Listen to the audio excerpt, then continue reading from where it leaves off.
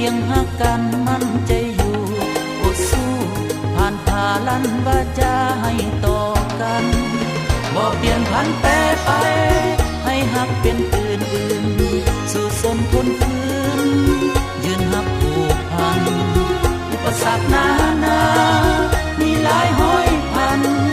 ใจยังคงมั่นหักกันจนตายบ้านน้อยนั่นคือเหมือนวิมานสร้างฝันไฟลูกหักสองคนคือพยานมันหักเฮาเหนื่อยกายเพียงใดกำลังใจยังมีอยู่ลูกเมียอุ้มสู้อ้ายขอสู้บ่หวั่นไหวถ้ามีมารภาคหาเข้มแข็งเอาไว้ตั้งจิตไว้ในใจไว้ภาวนาบุพเพสันนิวาสบ่ขาดแคล้วกันดีกาสวรรค์นั้นคือกฎเกณฑ์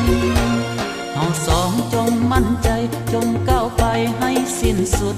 ชีวิตของมนุษย์คือที่สุดในความดีหักเฮาบ่สลายบ่นอกใจกลายเป็นอื่นจับมือกันแล้วยืนคืนสู่หักสัวนิรันดร์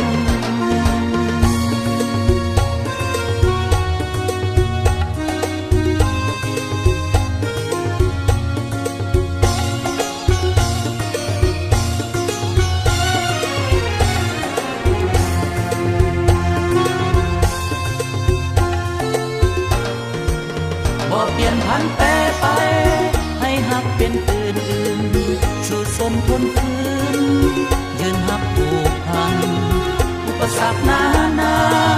มีหลายห้อยพันใจยังคงมั่นหักกันจนตาย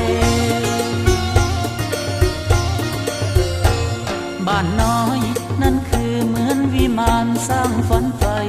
ลูกหักสองคนคือพยานมันหักเฮาเหนื่อยกายเพียงใดกำลังใจยังมีอยู่ลูกเมียอุ้มสู้อ้ายขอสู้บ่หวั่นไหวถ้ามีมารภาคหาเข้มแข็งเอาไว้ตั้งจิตไว้ในใจไว้ภาวนาบุพเพสันนิวาสบ่ขาดแคล้วกันดีกาสวรรค์นั้นคือกฎเกณฑ์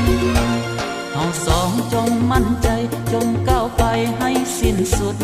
ชีวิตของมนุษย์คือที่สุดในความดีหักเฮาบ่สลายบ่นอกใจกาย